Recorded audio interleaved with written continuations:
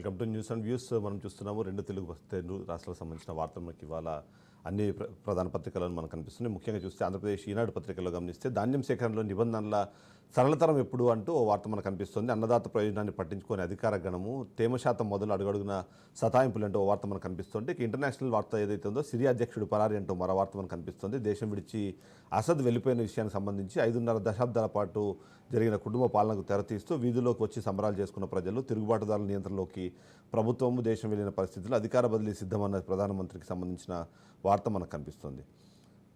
ఇక కుటుంబంతో సహా రష్యాకు అసద్ వెళ్ళిపోయినట్టుగా ఒక వార్త కూడా మనకు ఇందులో మనకు కనిపిస్తుంది. మరోవైపు సిట్గుబుల్ అంటూ రేషన్ మాఫియాలో సిట్గుబులు ఎప్పుడు వస్తుంది, ఏమేమి ఆరాధిస్తుందని ఆలోచన చెందుతున్నట్టుగా ఒక వార్త మనకు కనిపిస్తుంది. తనిఖీలకు రాకుండా అడ్డుకునేందుకు మైండ్గా వాడుతున్నారు. ఉపాధి పోతుంది, ఎగుమతులు ఆగిపోతాయంటూ ప్రకటనలు చేస్తూ ఇబ్బంది పెట్టే పరిస్థితి ఉంది అని కనిపిస్తుంది. ఇక అసద్ను పడగొట్టింది ఒకప్పుడు అల్ఖైదా ఉగ్రవాది అంటూ అదే వార్తకు సంబంధించిన కంటిన్యూషన్ మనకు కనిపిస్తుంది.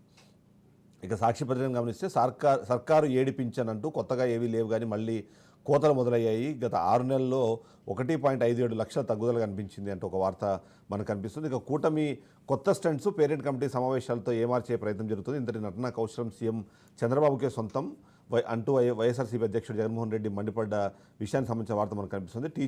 టీచర్లు విద్యార్థుల తల్లిదండ్రులతో సమావేశాలు కొత్త ఏం కాదు. గత వైఎస్ఆర్సీపీ ప్రభుత్వంలో క్రమం తప్పకుండా జరిగాయి. తల్లిదండ్రుల కమిటీల భాగస్వామ్యంతోనే నాడు నేడు పనులు జరిగిన నేపథ్యంలో ఈ సమావేశాలు కొత్తగా పేరు పెట్టి ఇప్పుడు ఏమార్చే ప్రయత్నం చేస్తున్నారు.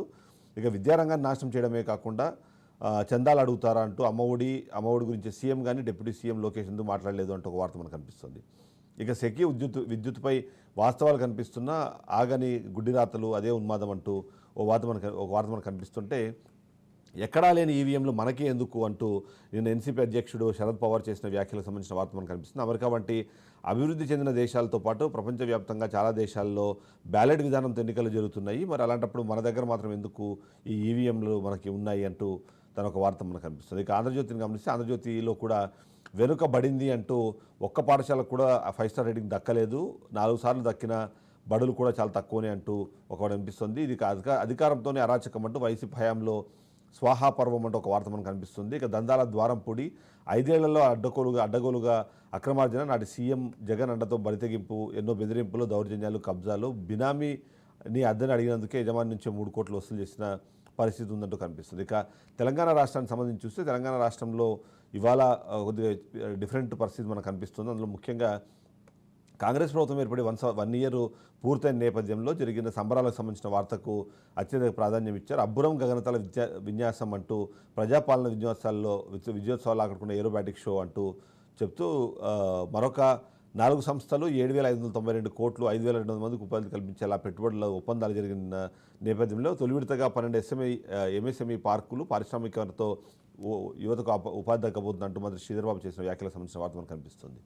ఇక కాంగ్రెస్ పాలన అస్తవ్యస్తము, తెలంగాణ తల్లి విగ్రహం మార్పు మూర్ఖత్వము, ప్రజా వ్యతిరేక విధానాలపై అసెంబ్లీలో నిలదీయాలి అంటూ ఎమ్మెల్యేలకు భారత అధినేత కేసీఆర్ దిశానిర్దేశం అంటూ ఒక వార్త కనిపిస్తుంది. ఇక ఫిబ్రవరిలో బహిరంగ సభ నిర్వహించాలని నిర్ణయం తీసుకున్నట్టుగా కూడా మనకు కనిపిస్తుంది. ఆ వార్త మనకు కనిపిస్తుంటే ఇక నమస్తే తెలంగాణలో పూర్తి స్థాయిలో బీఆర్ఎస్ పార్టీకి సంబంధించిన వార్తల్ని ప్రజెంట్ చేసే ప్రయత్నం చేశారు. అందులో ముఖ్యంగా కేసీఆర్ దీక్షాఫలం కాంగ్రెస్ దగా పర్వం అంటూ వార్త మనకు కనిపిస్తుంది. కాంగ్రెస్ డిసెంబర్ 9 రాష్ట్ర ప్రకటన జరిగి ఆ తర్వాత యూటర్న్ ఇచ్చిన తెలంగాణను వెనక్కి తీసుకున్న కాంగ్రెస్ ఢిల్లీ పెద్దల దోఖాపై తెలంగాణ ప్రజలు భగ్గుమన్నారు అంటూ ఆ వార్తకు సంబంధించిన వార్త కనిపిస్తుంటే మరోవైపు ప్రజా వ్యతిరేకత ఉందో లేదో తేల్చుకుందాము అంటూ సీఎం రేవంత్కు కేటీఆర్ సవాళ్ళు విసురుతూ రాజీనామా చేద్దాం దాని చేసిన వ్యాఖ్యలకు సంబంధించిన వార్త మనకు కనిపిస్తుంది. అందులో అసెంబ్లీలో నిలదీస్తాం, ప్రజా సమస్యలపై గళమెత్తుతాము అంటూ చెబుతూనే కొడంగల్ నుంచి మళ్ళీ గెలిచే దమ్ముందా, కాంగ్రెస్ పార్టీలో చేరిన 10 మంది బీఆర్ఎస్ ఎమ్మెల్యేలను గెలుచుకునే సత్తా నీకుందా అంటూ కేటీఆర్ చేసిన వ్యాఖ్యలు కనిపిస్తుంది. అదే సందర్భంలో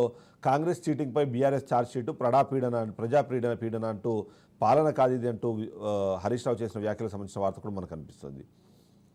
ఇక గురుకులాలపై కేసీఆర్కు నివేదిక అందించిన నేపథ్యంలో అది మనకు కనిపిస్తుంది. ప్రారంభోత్సవాలు చేస్తారు, బిల్లులు ఇవ్వరంటూ అసెంబ్లీ సమావేశాల్లో స్పష్టత ఇవ్వాలంటూ తాజా మాజీ సర్పంచ్ జేఏసీ అధ్యక్షుడు కరుణాకర్ చేసిన వ్యాఖ్యలకు సంబంధించిన వార్త కూడా కనిపిస్తుంది. ఇక వెలుగు పత్రికను గమనిస్తే వెలుగు పత్రికలో కూడా 1 ఇయర్ సెలబ్రేషన్ సంబంధించిన వార్తకే అత్యంత ప్రాధాన్యత ఇచ్చారు. అదే సందర్భంలో అక్కడ ఏం జరిగిందన్న విషయంపైన కూడా చెబుతూ మా పాలసీ ప్రజాస్వామ్యం, మాటిచ్చినం పునరుద్ధరించడం అంటూ సీఎం రేవంత్ రెడ్డి చేసిన వ్యాఖ్యలు మనకు కనిపిస్తున్నాయి. ఇక ఏడాదిలో ఎన్నో రికార్డులు నెలకొల్పిన ప్రజాప్రభుత్వం అంటూ ఓ వార్త మనకు కనిపిస్తుంది. ఇక ప్రజాస్వామ్యం అపహాస్యం అంటూ రాష్ట్ర ప్రజలు దుఃఖంలో ఉన్నారంటూ బీఆర్ఎస్ సీనియర్ నాయకులు హరీష్ రావు కేసీఆర్ చేసిన వ్యాఖ్యలకు సంబంధించిన వార్త కూడా కనిపిస్తోంది. ఇక మీ ఇంటికే మీ సేవ అంటూ 50 యాప్ మొబైల్ యాప్ ప్రారంభించిన నేపథ్యంలో రాష్ట్ర ప్రభుత్వం చేసిన వ్యాఖ్యలకు సంబంధించిన వార్త కూడా మనకు కనిపిస్తుంది.